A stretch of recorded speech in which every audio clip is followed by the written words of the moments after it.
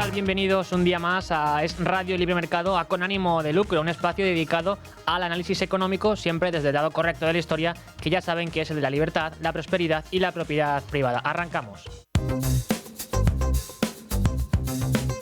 Bueno, la economía española va como un cohete en función de los indicadores que miremos y cómo los queramos leer. Pero es cierto que existen otras claves, otros factores que apuntan a un deterioro de la situación económica en nuestro país y sobre todo del atractivo de nuestra economía para los inversores. Y es que ya tenemos datos a este respecto, y es que la inversión extranjera directa en España cayó más de un 60% en los primeros 6 meses de este año en comparación con el mismo periodo de 2024 y alcanzó un volumen de algo más de 8.470 millones de euros, según siempre el registro de inversiones extranjeras Data Index de la Secretaría de Estado de Comercio. En concreto, la inversión extranjera, como decimos, ha pasado de los 21.400 millones en este periodo, de los 6 primeros meses de este año, a los 8.476 millones de euros, y así se registra una caída de casi el 61%. Y, de hecho, esta es la cifra más baja de los últimos 10 años para el periodo enero-junio de cada ejercicio, con la única excepción de un año directamente influido por los confinamientos y la pandemia, como fue 2021. Pero además de esto, anteriormente ya teníamos algunas indicaciones, algunos informes que también adelantaban estas mismas tesis, y es que el índice Kearney de confianza para la inversión extranjera de 2025 situaba a España en el puesto 11 y caía así nuestro país del top 10, lo que suponía un retroceso de 2 posiciones respecto al año anterior. ¿Y a qué se debía la salida del top 10 de nuestro país de este ranking? Pues principalmente a los problemas de inseguridad jurídica, dilaciones y falta de eficacia en los procesos legales, a la insuficiente protección de los derechos de propiedad, especialmente agudos en sectores como el de la vivienda, pues citan fenómenos como el de la ocupación, que perjudica muchísimo la imagen de nuestro país, la complejidad también regulatoria y el exceso de cargas burocráticas, los insuficientes incentivos fiscales a la inversión extranjera directa y, por otra parte, a la inestabilidad política.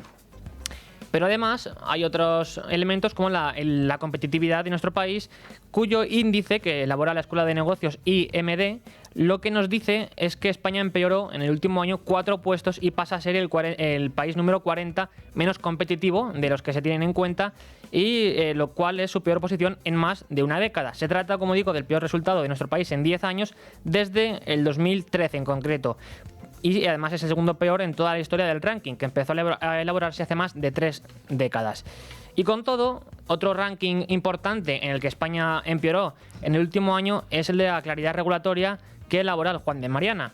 Aquí se medía el año 2022 respecto al 2015 y nos situaba solo por delante de Francia y Bélgica. Y el elemento, digamos, que citaba este informe como el más importante era la sobrecarga de normas que genera un impuesto regulatorio oculto que alcanza los 70.000 millones de euros anuales, lo cual equivale más o menos al 4% del Producto Interior Bruto de nuestro país anualmente. Y entre estos sectores sobreregulados estaba el de la vivienda, el del comercio, el de la salud, la energía e incluso la llamada economía digital o economía colaborativa. Pero en este contexto se añade además un problema adicional, y es el de los impagos a las renovables. Porque, como informa Diego Sánchez de la Cruz en Libre Mercado, los acreedores afectados por la retirada de las primas renovables apuntan a un posible embargo ya de activos del Reino de España en Estados Unidos, como las participaciones del Estado en filiales de Renfe, Paradores, el Instituto Cervantes también, Enaire o incluso INECO, así como la actividad internacional de la SEPI. Y a este respecto, Diego detalla que el caso Watkins, que reclama a España 77 millones de euros tras una década de litigios, ha intensificado este tipo de acciones de protección. Esta empresa lo que hizo fue invertir en su momento en nuestro país, y tras ver cómo se revertían los incentivos prometidos y se exigía incluso la devolución efectiva de las primas concedidas, inició un procedimiento de arbitraje que ahora ha abierto este nuevo frente judicial en Estados Unidos. Y es que la compañía lanzó una reclamación en 2015 y la llevó ante el CIADI, que es el Centro Internacional de Arreglo de Diferencias Relativas a Inversiones, es decir, un tribunal de arbitraje internacional que depende del Banco Mundial, y exigía casi 124 millones de euros a este respecto. Unos años después, en 2020, el tribunal arbitral dio la razón a la empresa y condenó a España al pago de 77 millones de euros más intereses de demora y también costas judiciales. Sin embargo, el gobierno español no ha abonado ni un solo euro y esto ha llevado a la empresa Watkins a buscar la ejecución forzosa de este laudo en jurisdicciones extranjeras. ¿Dónde? En Estados Unidos. Así, la empresa es una de las 7 que han logrado sendas victorias en tribunales de Estados Unidos frente al Estado español por este tema. Y es que hay que informar o destacar que además de pedir información sobre bienes y activos directamente manejados por el Reino de España, los acreedores han decidido actuar en torno a varias entidades públicas o participadas por el Estado español que podrían ser consideradas instrumentos patrimoniales de nuestro gobierno. Y así está entre los acreedores en su radar, pues como decíamos, la SEPI, por ejemplo, Renfe, Paradores, el Cervantes, Enaire o incluso Ineco. Y claro, lo cierto es que los procedimientos abiertos en Estados Unidos lo que buscan en última instancia es identificar activos y flujos financieros para aplicar medidas de embargo y cubrir de esta forma las indemnizaciones pendientes de cobro. Entre las posibilidades que existen y que están encima de la mesa ahora mismo figuran, por un lado, la retención de pagos comerciales, el bloqueo de cuentas, la incautación de participaciones societarias, la limitación de operaciones internacionales de empresas públicas y otros tantos. Y las empresas acreedoras, evidentemente, se están dirigiendo sus reclamaciones contra activos de naturaleza comercial del Estado español. Y ahora la justicia estadounidense ha respaldado este enfoque. Y lo hace en un momento en un contexto en el que ya ha habido una oleada de fallos contra España. Por citar algunos, únicamente tenemos el de Cube Infrastructure por más de 40 millones de euros, el de NextEra por casi 300 millones de euros, también hay uno de Watkins de 80 millones de euros y otro de 9REN por 44 millones de euros. Hay otros muchos que pueden encontrar en Libre Mercado si acceden a las informaciones que habitualmente nos trae sobre este tema Diego Sánchez de la Cruz. Y con todo, lo cierto es que España ya acumula una deuda multimillonaria o milmillonaria y que sigue creciendo. De hecho, nuestro país acumula una deuda de más de 1.700 millones de euros en concepto de indemnizaciones por los laudos a las renovables y de más de 416 millones de euros en intereses y costas. Es decir, que la negativa del gobierno de Pedro Sánchez a pagar lo que debe supone ya un cuarto de la factura final.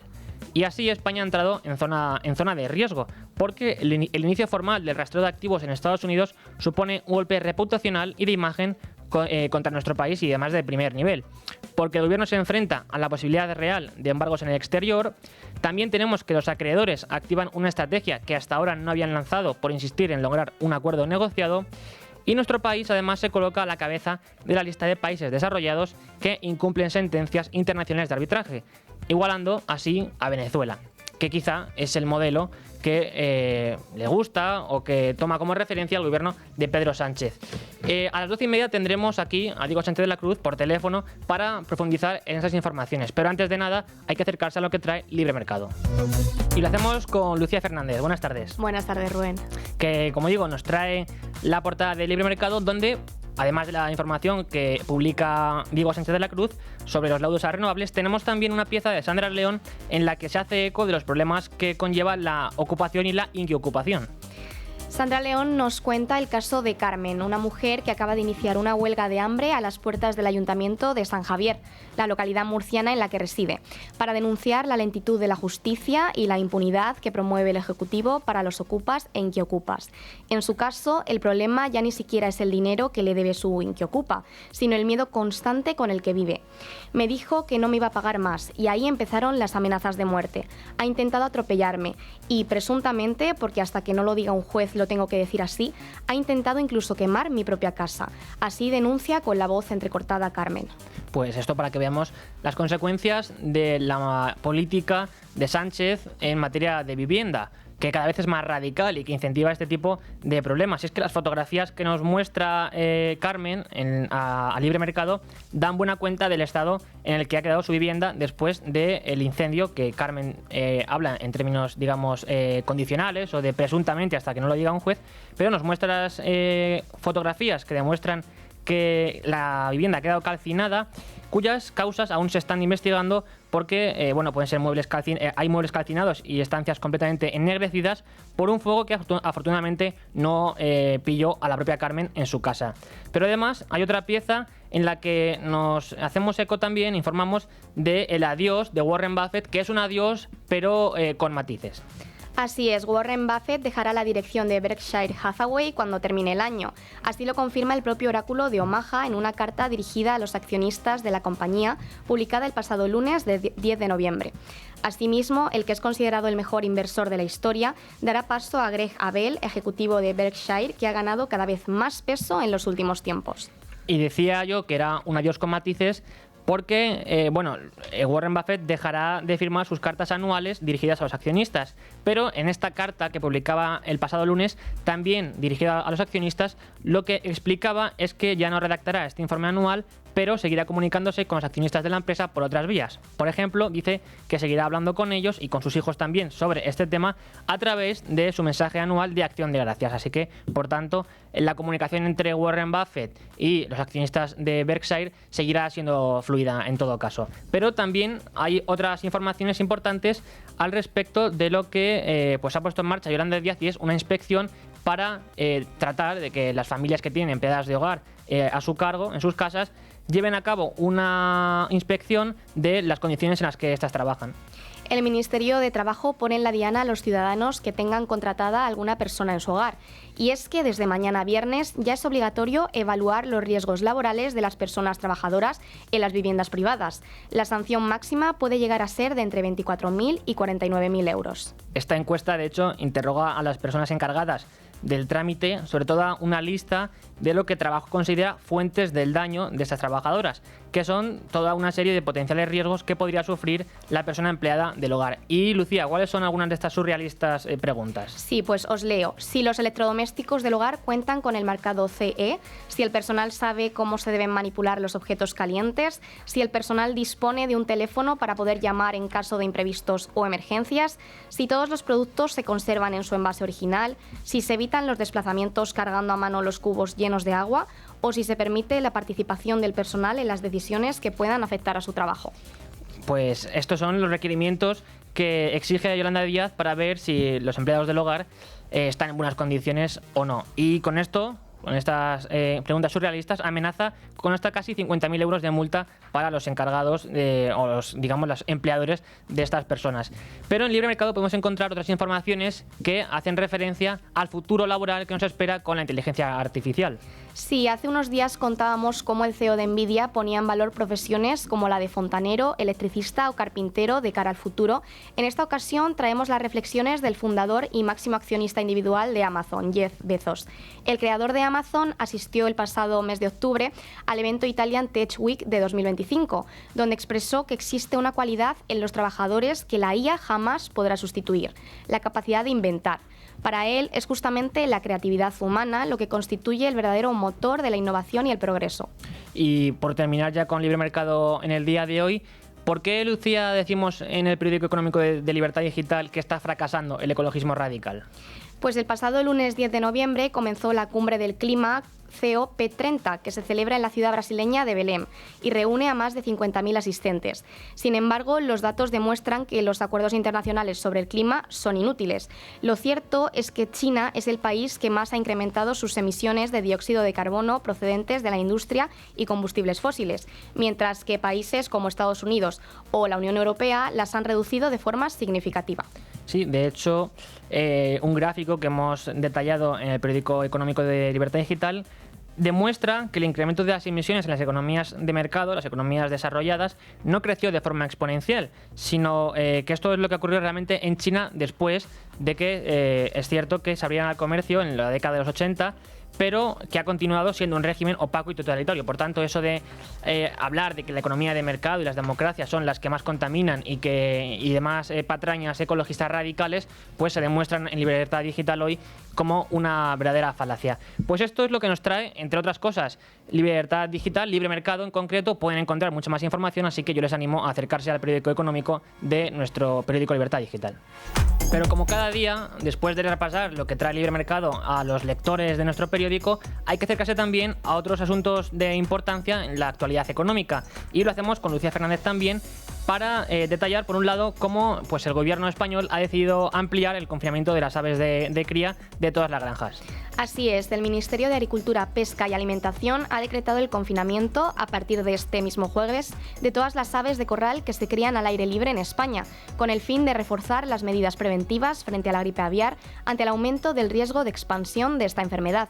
Según la orden ministerial, publicada hoy mismo en el BOE, se extiende a todas las granjas avícolas la prohibición de que los animales permanezcan al aire libre. Bueno, de hecho, esta orden ministerial incluía otro tipo de exigencias, como por ejemplo que había que cuidar que las aves no tomasen agua de estanques o de abrevaderos en las que podrían estar contaminados porque otras aves silvestres hubieran aparecido o hubieran bebido agua. O sea que hay que tenerlo en cuenta, sobre todo si se dedican al sector agrario, pero también si son consumidores de huevos o de carne, digamos, de estas aves, porque evidentemente afectará a los precios de mercado.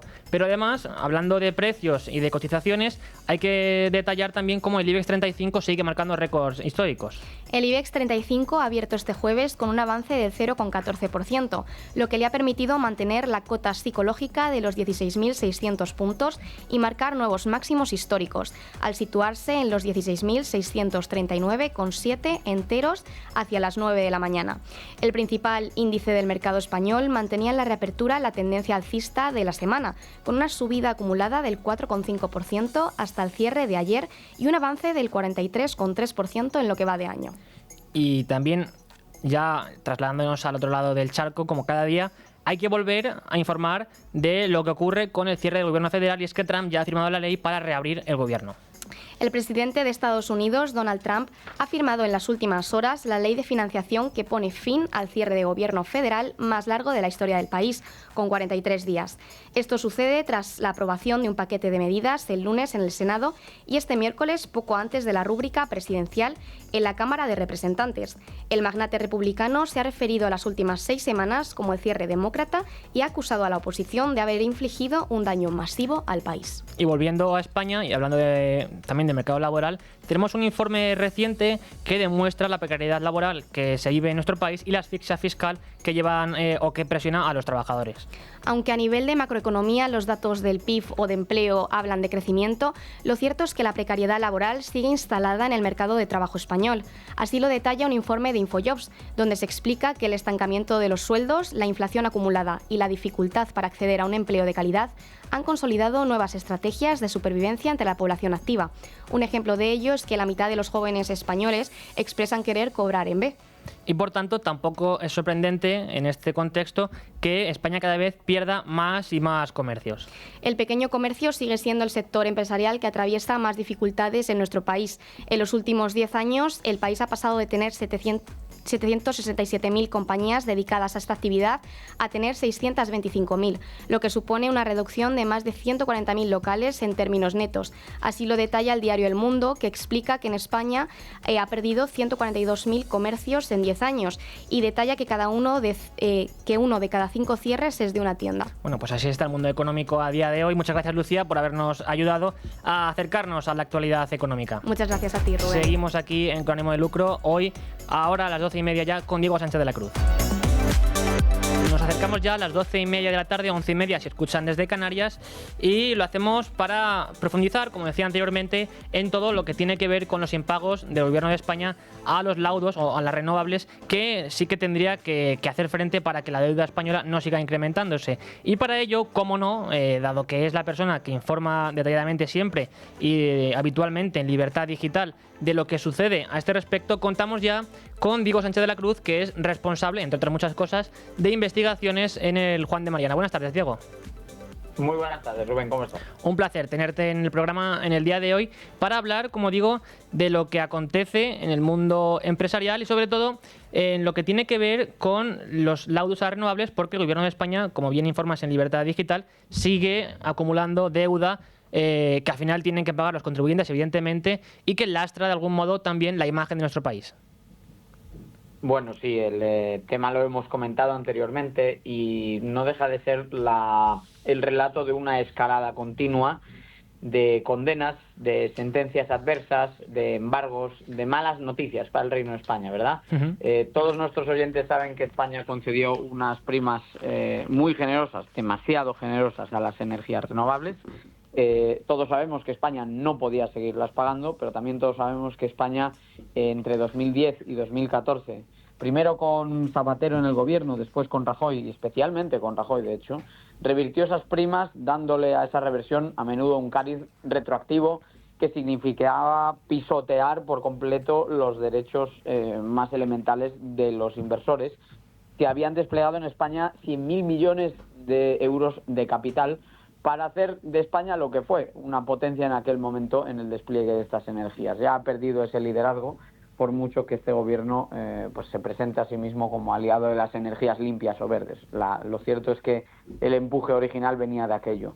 Y como se produjo aquella reversión, ya digo, empieza con Zapatero, las primeras denuncias son previas a la llegada de Rajoy al gobierno, y se intensifica con Rajoy, con esos cambios fiscales y regulatorios tan mal diseñados, pues España acaba sufriendo una cascada de condenas en los tribunales de arbitraje internacional donde se han dirimido esas denuncias. Son denuncias que presentan empresas muy importantes, empresas como E.ON, el principal operador energético de Alemania, empresas como Nextera, compañía cotizada estadounidense líder en el ámbito de las energías verdes, empresas como EDF, gigante del sector energético y eléctrico francés, corporaciones japonesas cotizadas en bolsa y participadas por empresas como el Berkshire Hathaway de Warren Buffett, caso de Mitsui, Itochu, etcétera. Grupos industriales como el grupo Toyota. Bueno, todas estas compañías se vieron afectadas por la retirada retroactiva de las primas, litigaron contra España ante los organismos pertinentes, los tribunales de arbitraje a los que podían acudir en virtud de los tratados que ha firmado España. Y es otro gobierno, el de Pedro Sánchez, el que ha decidido ignorar esas sentencias y hasta la fecha solamente ha querido pagar una de las sentencias, de las 27 sentencias que hay encima de la mesa. Corrijo, eran 28, ahora hay 27 porque se ha abonado una, pero otras 27 siguen pendientes de pago. Y como esto se ha encallado, en los últimos meses hemos visto cómo estas empresas han llevado sus laudos de arbitraje a la justicia de Estados Unidos. La justicia de Estados Unidos les ha dado plena validez y cobertura, inscribiendo por tanto a España como un país deudor, y a raíz de todo eso se están empezando a suceder noticias muy desagradables para el Reino de España y que tienen consecuencias muy severas, como vamos a comentar ahora. Claro, porque de hecho en Libertad Digital hoy informabas de cómo ya incluso hay 7 empresas que se han decidido dirigir directamente a los tribunales estadounidenses, y una de ellas es Watkins, que reclama una cantidad bastante importante. Efectivamente, Watkins es una de las 7 empresas que han derrotado a España en una serie de sentencias que han caído casi una detrás de la otra a lo largo de las últimas semanas, ¿no? Desde finales de verano hasta finales de octubre, yo creo que casi ha sido quincenal la publicación de una condena. Y en estas condenas lo que hace la justicia de Estados Unidos es limitarse a cumplir con las obligaciones de derecho internacional, que son precisamente las que está vulnerando España, y en virtud de las cuales pues una sentencia de arbitraje amparada en un tratado internacional, como son las que se desarrollaron en este caso, se deben reconocer como sentencias finales de los tribunales de los países involucrados, en este caso España o Estados Unidos.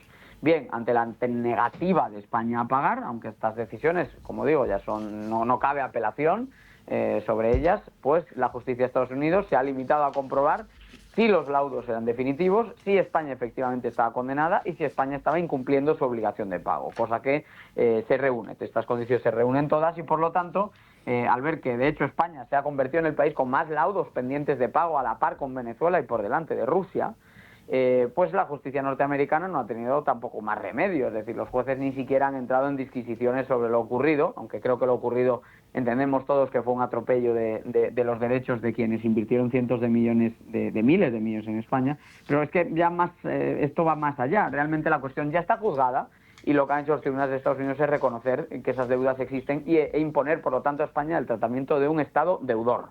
Y lo es de momento con las 7 empresas que ya tienen un visto bueno de la justicia norteamericana, aunque potencialmente pues hay otras 20 que están ahora mismo llevando sus casos, ¿no?, ante Estados Unidos, o al menos pensándoselo, porque es una jurisdicción donde esperan que se pueda hacer justicia. Y la manera de hacer justicia, pues ahora mismo en Estados Unidos las deudas que España ha contraído con estas compañías ascienden a 700 millones de euros, redondeando los datos, en concreto son 688, pero bueno, 700 millones. Y como existe esa deuda y como España no va a resarcir a estas compañías, se mantiene en una situación bolivariana de impagar deliberadamente unas deudas. España tiene capacidad de pago y además con empresas que se han mostrado favorables a llegar a un acuerdo, o sea que hay facilidades por el lado de los acreedores que España no está aprovechando. Lo que ha hecho la justicia es decir, bien, pues España, usted como país queda inscrito como deudor y por lo tanto sus bienes serán exigibles ante la justicia estadounidense como lo serían los de una empresa o al uso que empezase a impagar a sus proveedores o incumplir con sus clientes e intentase irse de rositas. Pues bueno, la justicia de Estados Unidos no está por la labor de tolerar esto, ha reconocido a España como país deudor y como esto pues permite mover ficha, los denunciantes, y en este caso la primera que lo ha hecho es Watkins, pero detrás vendrán las demás, lo que han hecho es iniciar lo que se llama una orden de descubrimiento y si te parece ahora explicamos en lo que consiste ese proceso. Vamos con ello. Sí, pues me pones al toro en suerte, Rubén. Pues básicamente Discovery Order, orden de descubrimiento, es el procedimiento mediante el cual un tribunal en los países de derecho común, de derecho anglosajón, puede instar y de hecho insta formalmente a un deudor a revelar cuáles son sus activos y sus bienes. Imaginemos que quiebra una empresa, pero no tiene que ser un Estado lo que estamos pensando, una empresa, ¿no? Una empresa automovilística, bien.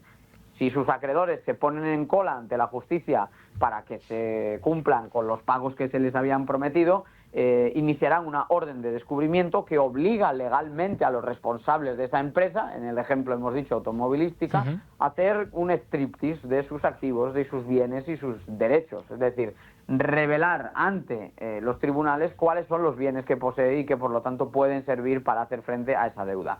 Es un procedimiento que también se da, en cierto sentido, en los procesos concursales aquí en España. Cuando una empresa quiebra, también tiene que divulgar ante la justicia los bienes y los activos y las obligaciones que están en su poder, puesto que los acreedores, que están en cola para recuperar todo o parte de su dinero, tienen derecho a conocerlo y no pueden ver todos sus derechos pisoteados y vulnerados. Pues bueno, ese es el procedimiento que ha iniciado Watkins. España ahora mismo tiene 30 días para responder. Veremos probablemente a mediados de diciembre cómo España alega algo, se sacará alguna carta alguna carta de la manga para intentar prolongar la agonía, como ha venido haciendo el gobierno con este tema, pero al final lo que se deducirá de todo esto es un escenario en el cual España tendrá que divulgar cuáles son sus activos financieros, cuáles son sus activos inmobiliarios, cuáles son las empresas participadas por el Estado, cuáles son las empresas titularidad del Estado, etcétera, etcétera, etcétera, con actividad o con vinculación a la jurisdicción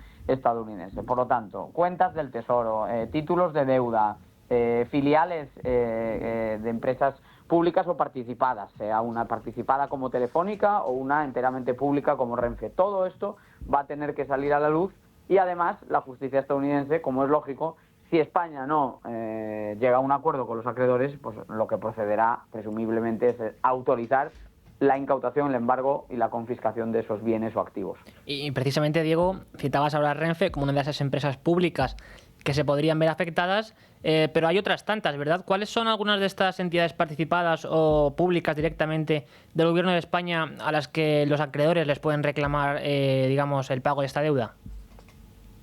La lista es larga. Como pero largo las más importantes.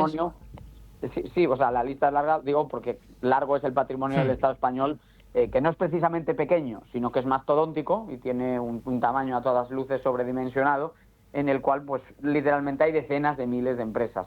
Los acreedores aquí están a ciegas a priori, es decir, ellos tienen su propio rastreo de bienes que han realizado de forma privada.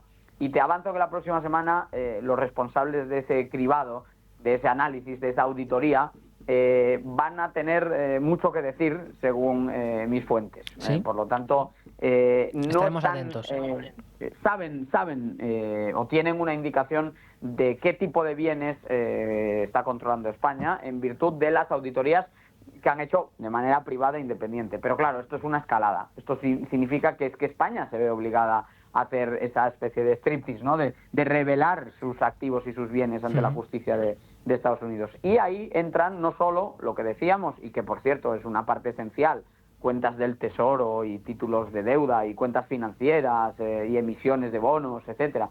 No, también entran las empresas participadas o públicas, ¿no? Dabas el ejemplo de Renfe, también puede ser una empresa participada. Si Telefónica tiene actividad de cualquier tipo en Estados Unidos, se puede reclamar una participación o, por ejemplo, la entrega directa de esas acciones al acreedor hasta un monto que resarza sus deudas. Vamos a suponer que el 3% de la facturación de una compañía proviene de este mercado y que ese 3% equivale a 100 millones, pues si a la empresa se le deben 50, se podría confiscar el 1,5% de esa titularidad, claro, y entregársela al acreedor. Es decir, aquí se cobra en dinero o se cobra en especie. Igual que en el ejemplo anterior que te ponía, pues si se produce la quiebra, ¿no?, de un fabricante automovilístico, por ejemplo, se podrá cobrar algunos derechos de cobro, algunos activos financieros, algo de dinero habrá en el banco, por así decirlo, pero también se puede cobrar confiscando o embargando las fábricas, el inventario, etcétera. Pues esto es algo parecido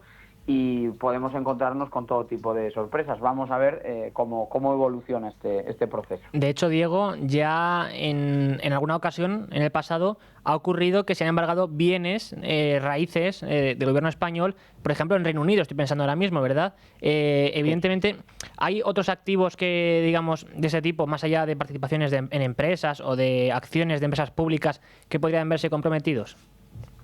Lo que hay que dejar claro es que hay activos que a priori son intocables en la práctica porque son considerados parte esencial de la política exterior de un país. Entonces, por ejemplo, ¿se puede embargar el edificio de una embajada? En principio no, porque esto es fundamental para que un país conduzca su política exterior, tiene condiciones de inmunidad, etcétera, ¿no? Entonces, los propios acreedores lo saben, tampoco van a pedir el embargo de una embajada.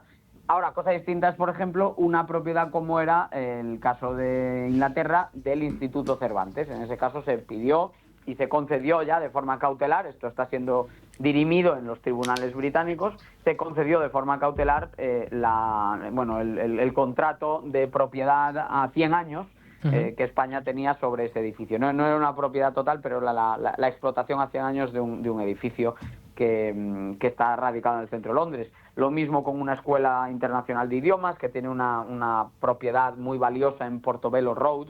Es la escuela Vicente Cañadas, una escuela internacional de español ubicada en la capital inglesa. También fue concedido ya cautelarmente el embargo de ese edificio y también se han confiscado y embargado más de 1 millón de euros de una cuenta de banco, de 4 cuentas de banco. Se han intervenido y se han puesto en el punto de mira 4 títulos de deuda que España ha negociado en mercados internacionales y que técnicamente pueden entrar en escenario de default si los acreedores siguen adelante con ese proceso.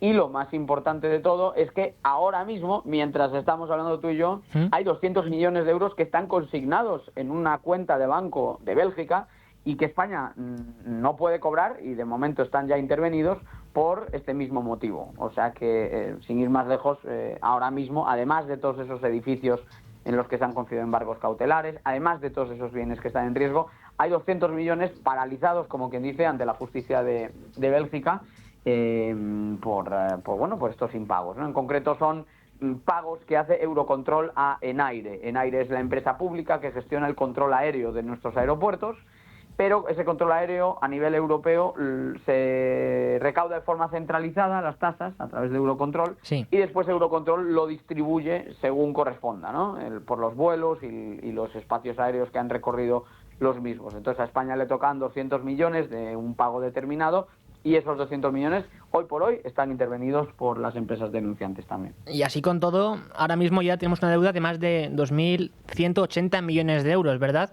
Esto...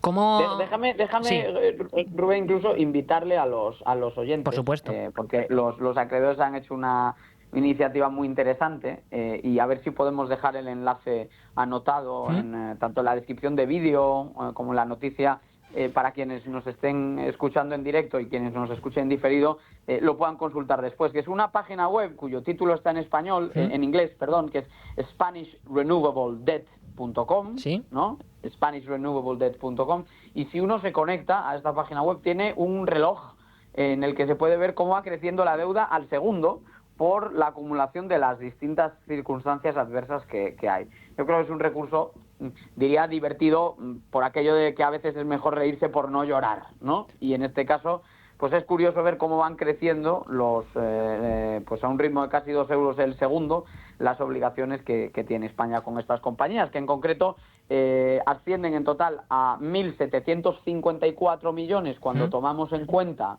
las 27 condenas pendientes de pago, ¿de acuerdo? Sí. Pero a esta cifra hay que sumarle la acumulación de intereses de demora, las condenas en costas, los honorarios de abogados, y eso añade otros 418 millones prácticamente al total. O sea que el monto absoluto son 2.181 millones, redondeando 2.200 millones, lo cual no solo significa que la deuda crece, sino que 1 de cada 4 euros se explica ya no por las condenas originales, sino por la estrategia absurda y bolivariana de impagar estas obligaciones, que lo único que está haciendo es engordar esos sobrecostes judiciales y financieros asociados al proceso. Pues pondremos este enlace en Libertad Digital, en la pieza que preparamos de cada programa en Libre Mercado, porque precisamente, para que la gente pueda acceder a esta información, como dices, porque precisamente yo te quería preguntar ahora sobre, bueno, muchos dirán, bueno, pero esto es una cosa que afecta al gobierno, a sus cuentas públicas y ya está, y a nosotros ni nos va ni nos viene, pero esto en realidad es realmente lo contrario. Quien lo paga es el contribuyente, y además esto lastra la imagen de nuestro país de cara al exterior, de cara a posibles inversores, de cara a posibles proyectos empresariales que vinieran a España, y por tanto también afecta directamente al día a día de los españoles, ¿verdad? Claro, los culebrones se emiten en televisión y empiezan y terminan ahí, ¿verdad? Este es otro tipo de culebrón. Este es un culebrón de la vida real que tiene implicaciones absolutamente devastadoras para la vida de todos y cada uno de nosotros. ¿Por qué? Porque en el momento en el que somos ciudadanos de un país que se niega a cumplir con sus obligaciones a nivel internacional, toda la comunidad global toma nota y evidentemente no va a invertir en España como si España fuese un destino fiable. Entonces, las cifras de inversión extranjera reflejan efectivamente esa desconfianza que genera este tipo de política económica, que por otro lado es similar en cuanto a su grado de intervencionismo y en cuanto a su grado de incumplimiento de la seguridad jurídica a la agenda económica general del gobierno. Pero en este caso concreto, pues lo que vemos es que si tú quieres impulsar una transición energética y necesitas captar literalmente miles de millones de euros para tener una economía con un mix más descarbonizado, y para ello tienes que convencer a las mismas empresas y a los mismos fondos y al mismo sector al que debes 2.200 millones y con el que litigas haciendo todo lo posible y disparando con pólvora de rey para evitar el cumplimiento de tus obligaciones, pues buena suerte levantando esa financiación. Financiación que no está llegando a España y inversión que obviamente tampoco se está materializando. Yo te doy un dato: cuando España empieza a recibir condenas, que es en 2018, estaban entrando en el primer semestre del año unos 28.000 millones de inversión extranjera, ¿de acuerdo? Sí. Y en el primer semestre de este año, ahora que España ya está pues sumida en un mar de impagos y además, pues bueno, todo lo que vemos a diario en la política económica del gobierno, lo que eran 28.000 millones en la primera mitad del año de 2018, en esta primera mitad de 2025 se han quedado en apenas 8.000 millones de euros de inversión extranjera. Se ha hundido. Entonces, sí, como te decía, una cosa es una telenovela de ficción, una serie, una saga, ¿no? Para divertirnos o para reírnos o para llorar en nuestro tiempo de ocio. Y otra cosa es la trágica situación de esta telenovela del mundo real, que empieza con las buenas intenciones de captar inversión, pasa después al pisoteo absoluto de los derechos de los inversores ante la situación, eso sí, financiera delicada que tenía España, pero al darle un encaje y una salida tan mala, se suceden 28 condenas, de las que España solo ha pagado una, y por tanto, ante esos incumplimientos reiterados, a España le acaba produciendo un quebranto enorme. Se hunde la inversión extranjera, se embargan bienes del reino, y los lectores que han estado siguiendo todo esto, yo creo que pueden entender que la primera vez que me conocieron hablando de este tema, que me vieron, que me leyeron, que me escucharon comentando este tema de los embargos y demás, quizá los recibieron con escepticismo. Pero el tiempo le va dando la razón a la línea que hemos tomado desde un primer minuto en Libre Mercado, que es la de decir, oiga, esas primas sean excesivas, pero a estos señores se les debe un dinero que justamente se les había prometido y que injustamente se les arrebató. Entonces, lo lógico es llegar a un acuerdo y lo ilógico es situarse del lado de Venezuela o de Rusia, porque me permito recordar que el índice de cumplimiento de sentencias internacionales sitúa a España como el país más incumplidor del mundo, a la altura con Nicolás Maduro y por delante de Vladimir Putin. Y por eso decíamos, antes hablabas tú de un gobierno prácticamente bolivariano el nuestro, y hablábamos ahora de tragedias realmente, más que de telenovelas y comedias. En fin, Diego, esto es un drama real que tendremos que seguir, del cual tenemos que seguir pendientes y seguir informando, porque como bien dices, esto no va a quedar así y de hecho la deuda seguirá incrementándose de una forma exponencial. En fin, muchas gracias, Diego, por ayudarnos a comprender un poco más esto y presentar a los oyentes la realidad de lo que está haciendo el gobierno de España en esta cuestión. Muchas gracias. Claro que sí, gracias. Adiós. Un abrazo. Y ahora, en Con ánimo de lucro, toca abrir página de mercados.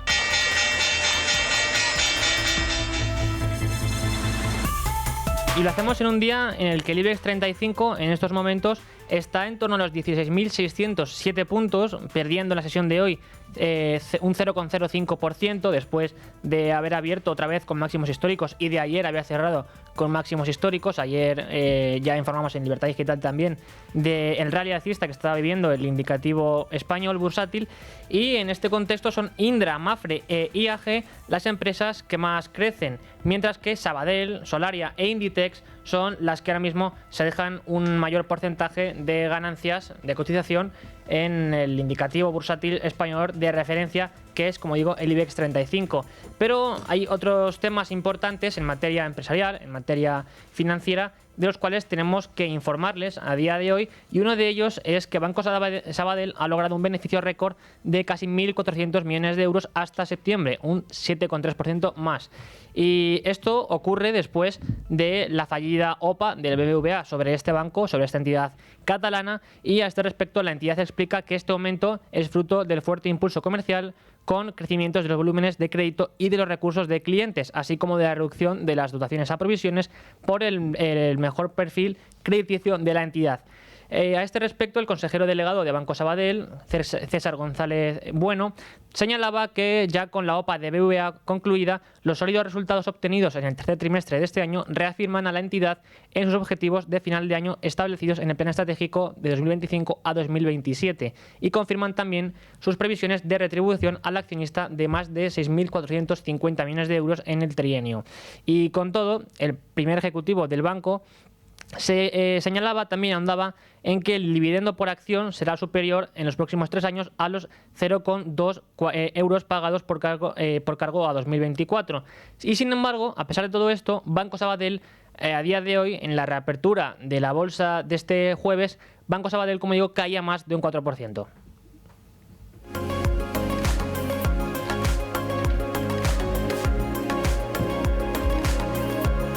Y por otra parte, tenemos que acercarnos ya a datos macroeconómicos que afectan no a España, sino al Reino Unido, porque lo que hemos sabido esta mañana es que frenó su expansión al 0,1% en el tercer trimestre. Concretamente, el PIB del Reino Unido, como decimos, registró esta caída en este periodo del año, y lo cual supone 2 décimas por debajo del crecimiento del 0,3% experimentado entre abril y junio, siempre según datos publicados este jueves por la Oficina Nacional de Estadísticas británica. En términos anuales, hay que decir que la expansión fue del 1,3% en este periodo. En concreto, la actividad de la economía británica se contrajo, como decimos, un 0,1% tras no registrar crecimiento en agosto y una caída de la misma proporción en julio de 2025, según las estimaciones de este mismo organismo. Y por sectores, en el tercer trimestre del año, la actividad aumentó un 0,2% en el sector servicios y un 0,1% en la construcción, mientras que la industria retrocedió un 0,5%.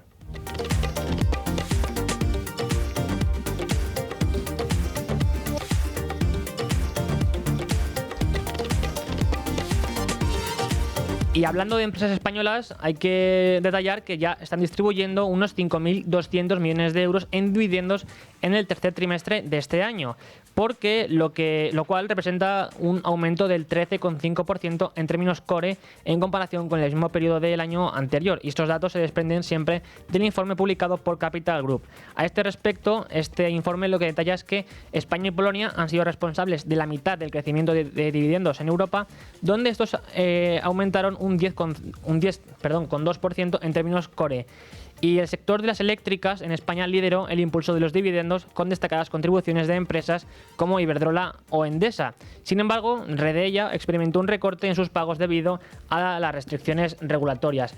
Y si hablamos de dividendos a nivel global, tenemos que a nivel mundial los dividendos alcanzaron un récord de casi 520.000 millones de dólares en el tercer trimestre de este año, con un aumento interanual del 6,2% en términos brutos y del 6,1% en términos core. Mientras que los sectores financieros, tecnológicos y de transportes impulsaron este crecimiento, también tenemos que Estados Unidos, Asia y Europa fueron impulsores clave del crecimiento.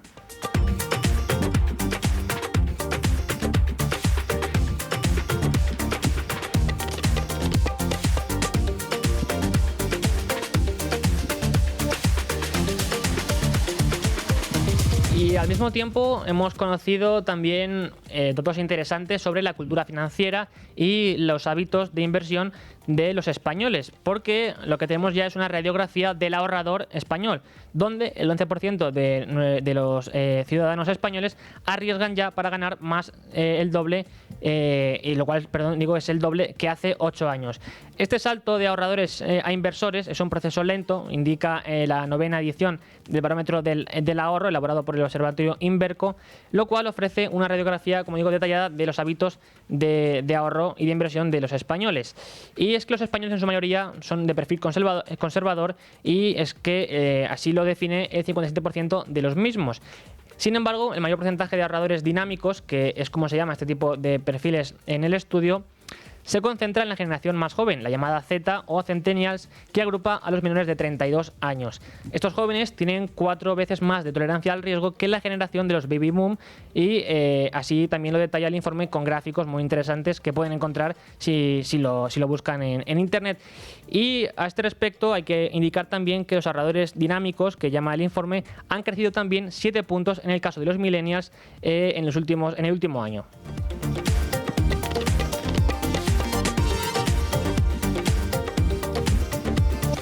Y con todo, siempre hablamos de la posible burbuja que pueda representar o no la inteligencia artificial. Ayer lo hablábamos aquí con José María Luna. José María Luna tenía una tesis muy interesante y es que la tecnología de la inteligencia artificial como tal no es una burbuja, sino que en todo caso la burbuja se puede generar en torno a esta tecnología, pues con empresas concretas que después puedan caer o que estén sobrevaloradas ahora mismo. Y hay informes, según algunos analistas, quizá este epicentro de la burbuja de los temblores inversores en torno a la inteligencia artificial y la deuda en tecnológicas podrían encontrarse en Oracle, esta empresa, que lo que dice un informe que circula en el mercado ahora mismo, estima que el grupo de Larry Ellison se quedará sin efectivo en noviembre de 2026. ¿Por qué? Porque, bueno, aunque hay que tener en cuenta que el mercado parece tener claro ya dónde está el eslabón débil en la supuesta burbuja tecnológica en torno a la IA, en los 2 últimos meses, Oracle ha perdido un 31% de su valor en bolsa y vuelve ya al nivel que tenía en septiembre, antes de la gran subida que disfrutó al anunciar un acuerdo con OpenAI. Y en este periodo el S&P 500 además ha ganado por su parte cerca del 4%. Bueno, pues según los analistas, la diferencia negativa de Oracle respecto a otras empresas es la menor capacidad de su flujo de caja para financiar las enormes inversiones comprometidas en inteligencia artificial, lo que le obligará a endeudarse mucho más tras emitir unos 18.000 millones de dólares en bonos este pasado mes de septiembre. Sin embargo, por su parte, hay que decir que Santander, por ejemplo, ha sido uno de los colocadores de estos títulos, garantizando unos 1.000 millones de dólares para la entidad. Y en este informe, enviado esta semana a los inversores, Barclays indicaba que sin asumir revisiones al alza de las inversiones, Oracle puede quedarse sin efectivo en noviembre de 2026, como anteriormente indicábamos, lo cual implica sustanciales necesidades de financiación.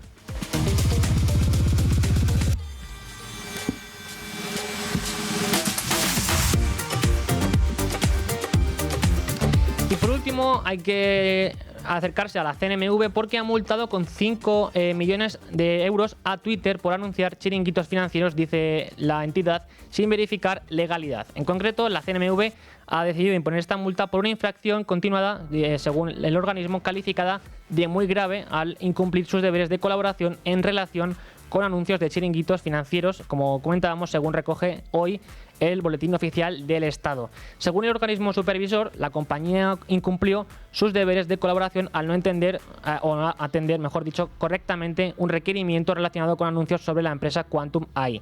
Y es que este expediente sancionador detalla que Twitter no verificó si Quantum AI contaba con autorización de la CNMV para ofrecer servicios financieros ni si figuraba en la lista de entidades advertidas por operar sin licencia. Esta falta de comprobación se produjo pese a un requerimiento formal remitido por el supervisor el pasado 8 de noviembre de 2023, en el marco de sus actuaciones para proteger a los inversores frente a posibles fraudes o estafas financieras difundidas en plataformas digitales. Por tanto, habrá que ver si Twitter lo recurre o cuál es el futuro, el horizonte que le espera a la empresa norteamericana de Elon Musk a este respecto. En todo caso, estas son las novedades más detalladas a día de hoy en lo que respecta al mercado financiero, a los mercados, a la actualidad empresarial, que siempre va ligada a la actualidad financiera, evidentemente, y por tanto son noticias a tener en cuenta siempre que nos acerquemos a este ámbito empresarial y financiero. Ahora ustedes se quedan con los servicios informativos de Es Radio y después volvemos aquí en Acrónimo de Lucro para acercarnos ahora sí a la actualidad tanto económica como bursátil de Argentina. 5 de la tarde, 12 y 5 desde la Comunidad Canaria. Como les anunciábamos anteriormente, contamos ya con Alan Riedmayer, que es nuestro especialista, nuestro casi corresponsal, ¿no? Podríamos decir económico y empresa bursátil allí en Argentina. Buenas tardes, Alan.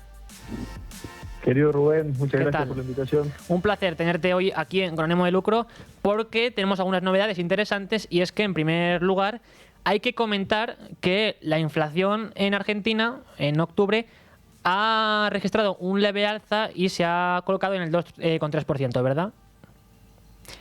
Esto, sí, así Alan, es, que contextualizándolo es sumamente bajo en Argentina. Nosotros venimos de inflación del 300%.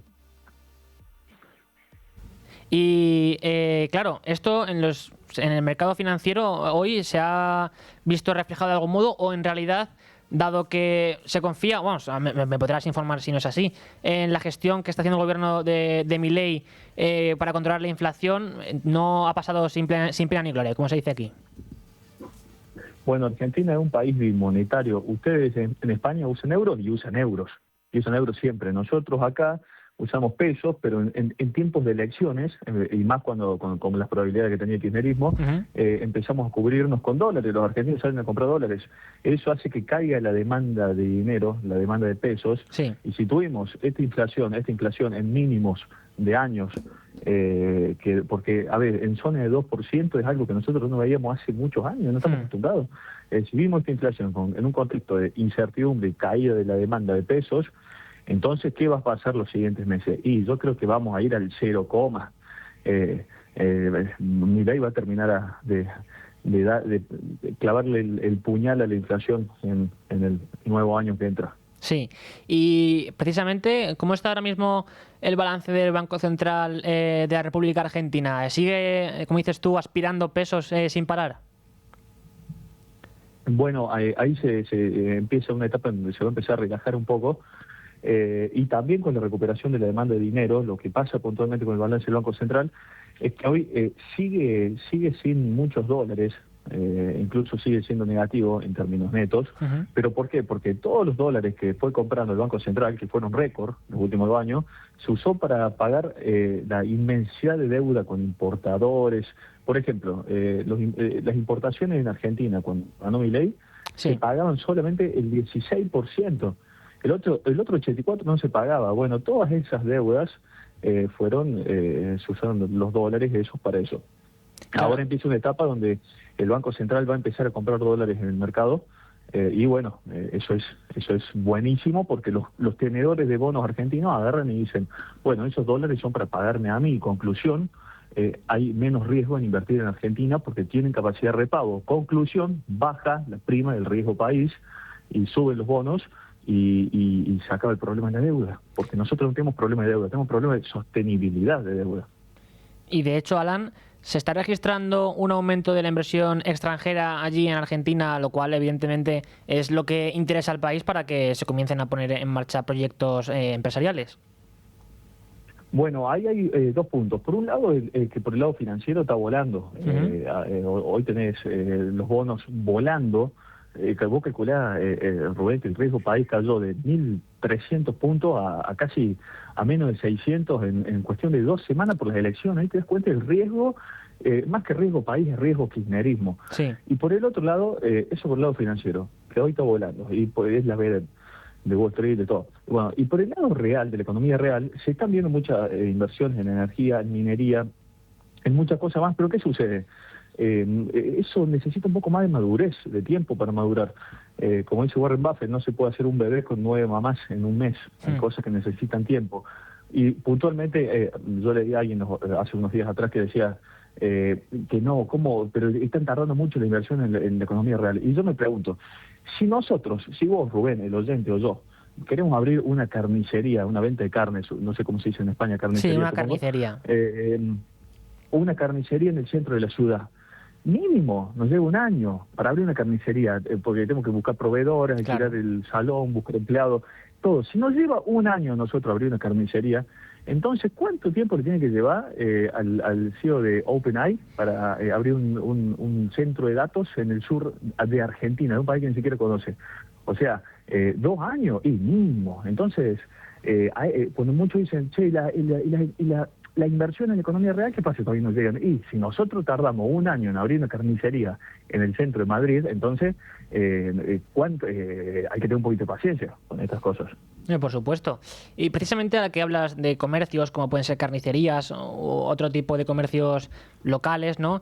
No sé si viste, aquí al menos lo hemos publicado en Libertad Digital, como en una radio por internet argentina, Futurock se llama, FM, no sé si la conocerás, iban buscando por la calle a gente para que criticasen abiertamente la gestión económica del gobierno de Javier Milei, y un chico les dio una verdadera lección porque, bueno, además de decirles que al menos él confiaba que en este nuevo ejecutivo, para que propusieran o pusieran en marcha medidas distintas a las que ya se habían demostrado erróneas de forma recurrente, como las kirchneristas o las peronistas.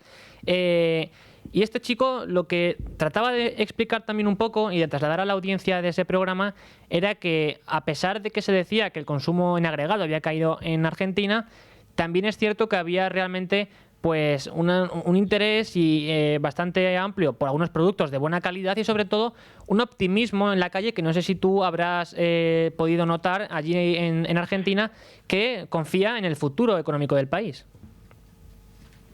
Sí, conozco Futurock, es una radio con tendencia bastante sesgada hacia el kirchnerismo, así que bueno, me sorprende que incluso no hayan encontrado gente que valide su opinión, por ahí un poco sesgo de confirmación, pero bueno, puntualmente con el consumo. ¿Está bien el consumo? No está bien, para nada, en absoluto, pero a ver, depende que si vamos al consumo de créditos prendarios, por ejemplo, automóviles, está en récords desde 2018, venta de automóviles de 0 kilómetros, pero ¿qué consumo en la calle y eso?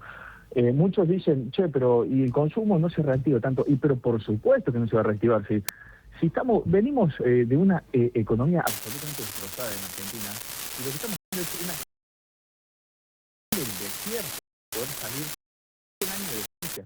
Si estamos cruzando el desierto con el grado de ajuste fiscal y monetario que estamos haciendo, entonces obviamente no va a haber los frutos todavía. Si estamos cruzando el desierto, pero bueno, ahora en esta segunda etapa que se inaugura de Milei es con la economía saneada, a diferencia de que había que cruzar el desierto, ya lo estamos terminando de cruzar, a diferencia de hace 2 años, con la diferencia y el agregado de que se renovaron las expectativas hoy con el apoyo de la gente.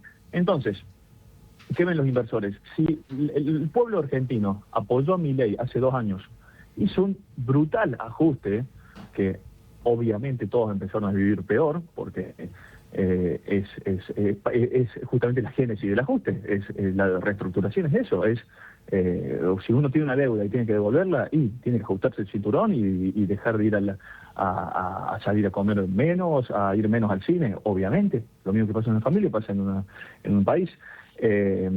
Y bueno, si ganó así Milei después de estos 2 años, ¿qué va a suceder entonces en 2027? Arrasa Milei, gana en primera vuelta con la expansión que va a tener la economía argentina los próximos 2 años, cuando ya se terminó el ajuste. Así que eso ven los inversores y por eso el optimismo en Argentina. Bueno, pues veremos qué pasa en las elecciones del 27. Y para terminar, sabes que siempre te preguntamos por qué empresas crees que son interesantes allí en Argentina. Siempre nos hablas de Geopark, pero no sé si has incluido alguna a tu cartera que puedas comentar o que tú veas al menos que estés monitorizando porque sea interesante. Bueno, sigo, Rubén, muy expuesto a Geopark. ¿Y qué pasa? Tuvo un año muy malo, principalmente por el petróleo, y justamente está escribiendo algo de eso en mi página, en mi blog, y es, ¿cómo puede ser que el petróleo tuvo un año asqueroso, absolutamente asqueroso? A Geopark le estafaron, le robaron áreas en Vaca Muerta, y aún así está subiendo, y Parex, que otra empresa, está en conversaciones para adquirirla, una oferta de adquisición para deslistarla, pagando un 40% por encima del precio de mercado, o incluso más, siguen en negociaciones. Y yo digo, ¿y cómo puede ser que falló de alguna forma el subyacente del petróleo? Hubo un cisne negro como le sacaron áreas en Vaca Muerta, y aún así sí, sube. Eso es margen de seguridad, que es un concepto fundamental para poder invertir con tranquilidad y dormir tranquilo. Me sigue gustando Geopark por eso mismo. Creo que va a haber una interesante transacción. Y por el lado de Argentina, la bolsa argentina, no olvidemos, Rubén, que subió un 50% o más. No, subió un 100% el último mes aproximadamente, 3 semanas. Es difícil encontrar activos baratos ahí. Hay que ser selectivo con Argentina. Sí. Mercado Libre por ahí estuvo cayendo y se puede abrir un hueco para monitorear, no digo para comprar, sino para monitorear. Pues sí.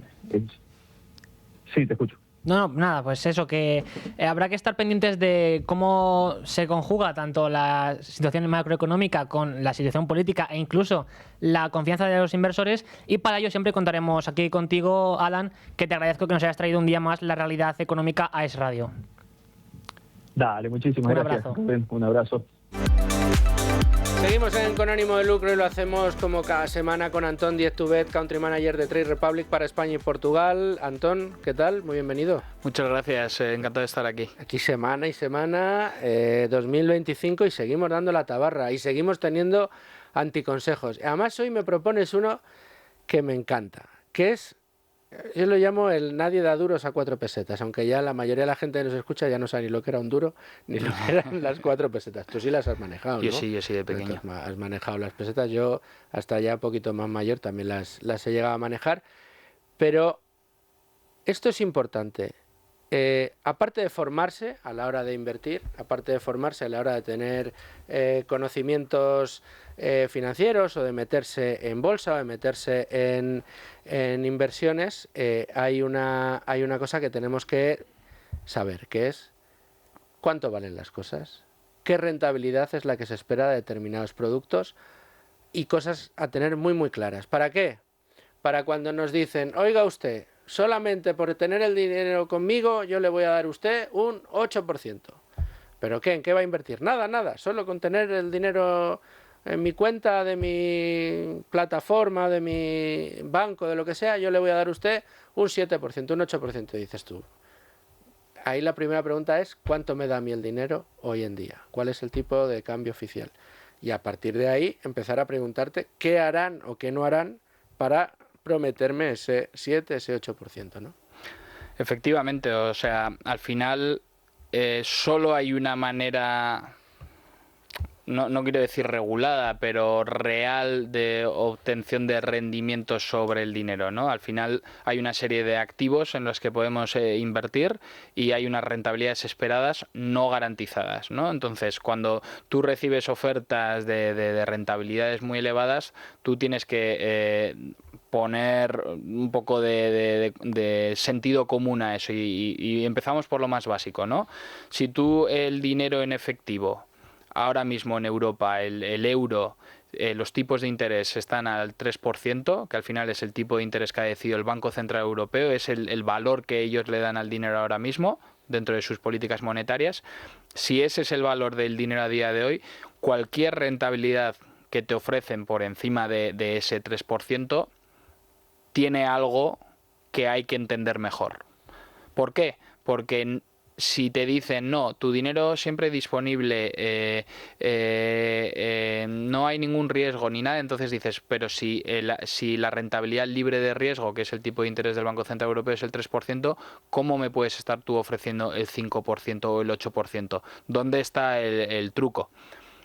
¿Cuál es un truco a veces? Que es una oferta promocional, ¿no? Pues oye, un banco está dispuesto a pagarte un interés por encima del mercado durante un periodo de tiempo para captarte, ¿no? Y eso, pues hoy en España pasa todo el rato y no tiene nada de malo, pero por lo menos entiéndelo, ¿no? Y oye, no es el 3%, es el 5% porque es un banco regulado, que es una oferta comercial que tiene una duración determinada, que exige una serie de vinculaciones que yo estoy dispuesto a asumir. Lo entiendes y lo contratas, ¿no? Porque dices, oye, a mí me compensa y es lo que quiero. Ahí podríamos entrar en otros detalles de si las vinculaciones al final te compensan o no, cuál es el valor del dinero, cuál es el compromiso ¿Cuánto vas a tardar en devolver al banco lo que se supone que te ha regalado, ¿no? Eso es, pero eso ya es otro tema que no quiero tocar, no toca hoy. No toca hoy. Pero luego hay otras situaciones en las que yo he visto pues que realmente con ese dinero que tú en teoría has depositado como si fuese una cuenta al uso, que es que la rentabilidad adicional viene por su inversión en otro tipo de productos, ¿no? Entonces eso hay que también tenerlo muy claro, porque si tú utilizas una plataforma y te dicen deposita el dinero que te pagamos una rentabilidad y luego hacen un cambio de ese dinero en euros por alguna criptomoneda o stablecoin de estas que tampoco fluctúan, pero que luego tienen rentabilidades muy altas cuando las prestan, cuando hacen staking y todas estas cosas que se hacen en cripto, tu rentabilidad está viniendo, esa rentabilidad adicional está viniendo de realmente cambiar euros a otra cosa, ¿no? Y luego con esa cosa están haciendo temas que no necesariamente son malos, porque mucha gente lo utiliza, pero bueno, que conllevan un riesgo de contrapartida. Y sobre todo que a ti no te lo están contando. Y a ti no te lo están contando. Yo, a nivel experiencia personal, soy uno de los afectados por la quiebra de FTX. Correcto. Pero yo lo hacía de manera consciente. Yo tenía unas pequeñas criptomonedas dentro de mi distribución de activos, pues tenía un poco de Bitcoin, Ethereum y no sé qué más, y yo hacía stacking porque te daban como una rentabilidad sobre las criptomonedas, ¿no? Al final hacer stacking es como que agrupan las criptomonedas y entonces la probabilidad de que esa agrupación les permita validar nuevas operaciones es más alta, entonces están dispuestos a compartir ese beneficio contigo. Rápido y mal explicado. Pero, ¿qué pasó? Que la contrapartida de mi plataforma era FTX y FTX hizo de manera fraudulenta usos inadecuados de mis criptomonedas y yo las perdí.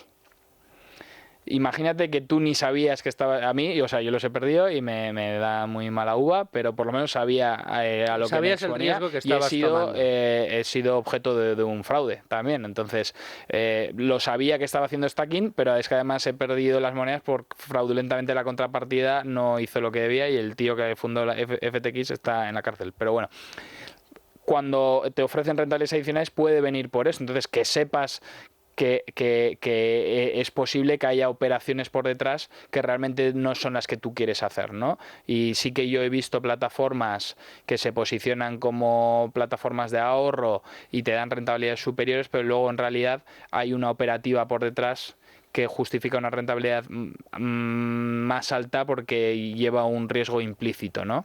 También he visto plataformas que hacen... De todas maneras, Antón, en tu caso fuiste presa o víctima de un fraude, pero que algunas plataformas hagan estas cosas, aunque a ti te digan que es un depósito o que es un dinero que tú has depositado ahí, que tienes libre disposición y que no pasa nada, que es seguro, que para darte esa rentabilidad hagan esas operativas por detrás, no tiene por qué ser necesariamente ilegal. No, pues no, en absoluto. No, Yo he contado no es ilegal, lo único que que nos lo tenemos que preguntar. Sí, claro, tener conocimiento de dónde viene la rentabilidad adicional. En ningún caso es ilegal, porque tú puedes autorizar que tus euros se conviertan a una stablecoin o se inviertan en algún producto determinado, OTC, o que se inviertan en un fondo de renta fija a corto plazo, pero bueno, que lo tienes que autorizar y realmente lo estás autorizando en el momento que abres la cuenta, etcétera, pero ten conocimiento de cuál es la rentabilidad libre de riesgo del euro y todo lo que está por encima intenta averiguar de dónde está saliendo. Eso es un poco el anticonsejo, ¿no? O sea, todo lo que esté por encima de la rentabilidad libre de riesgo, desconfía. Y esto se puede extrapolar a cualquier tipo de activo, ¿no? Entonces, si nos ofrecen rentabilidades súper altas, por encima del mercado, también pues probablemente tengamos que desconfiar, porque dices, a ver, si el SP500 ha dado de media el 10%, ¿por qué estos tíos me van a dar el 25%? No, pues mira, porque es gestión activa o gestión value, históricamente han hecho tal, pues oye, haces la validación, ¿no? Pero si tienes que validar, ¿no? La rentabilidad propuesta tiene que estar justificada con la acción que hay por detrás y que no, y siempre que esté por encima de lo conocido, tratar sobre de todo entenderlo. Yo diría, fíjate, cuando lo que te están ofreciendo suena a producto libre de riesgo y producto de libre disposición. Yo creo que estos son dos puntos muy a tener en cuenta cuando lo que te están ofreciendo es una rentabilidad que se sale de lo normal. Por poner un ejemplo, tener una cuenta abierta, una cuenta a la vista, una cuenta corriente en Trade Republic, te paga ahora mismo El 3%. Te paga el 3%. Y dices, pero ¿y cómo te regalan el 3%? Pues no te lo regalan, es el tipo de interés oficial del Banco Central Europeo, que vosotros no os lo quedáis, sino que lo compartís con el cliente. Con lo cual, vosotros no estáis haciendo ningún tipo de operativa rara por detrás con el dinero de los clientes, simplemente la facilidad de crédito que ofrece el Banco Central Europeo se la dais directamente al cliente y no os quedáis con ella. Eso tiene un sentido. Es el cambio, o sea, es el tipo de interés oficial, como dices tú, el tipo de interés libre de riesgo, y eso es lo que se le da al cliente. Si una compañía o una plataforma te dice, ábrete una cuenta corriente que te voy a dar el 15%, claro, aquí es como si dice, no, mira qué Ferrari más bonito, te lo voy a vender por 5.000 euros, está nuevo. Dices, aquí hay gato encerrado. O a lo mejor, pues sí, tiene el aspecto de un Ferrari, es muy bonito, pero lleva el motor de un Clio. Oye, que los Clios son fantásticos, pero ya no estamos hablando de un Ferrari. No digo que sea fraudulento, insisto, pero sí que tenemos que tener muy claro cuánto valen las cosas que contratamos para que cuando nos digan que la rentabilidad es mucho mayor, que por lo menos preguntemos, ¿y cómo lo hace, Rimoro? O sea, ¿cómo de un 3% de tipo de interés oficial que está dando el Banco Central Europeo tú me ofreces un 15%? ¿Dónde salen los otros 12 puntos? Efectivamente. O sea, no es una cuestión de fraude o no. O sea, el tercer punto que podríamos tocar es que efectivamente sea fraudulento y de hecho todo el anticonsejo es no te fíes para evitar los fraudes de verdad.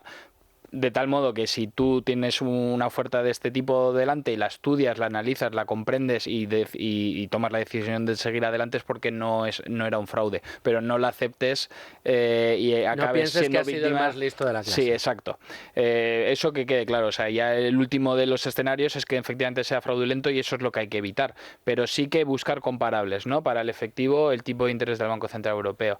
Para los productos garantizados, por ejemplo, que son tan famosos en España, ¿no? Sí. Te dicen, no, garantizado a vencimiento 2028.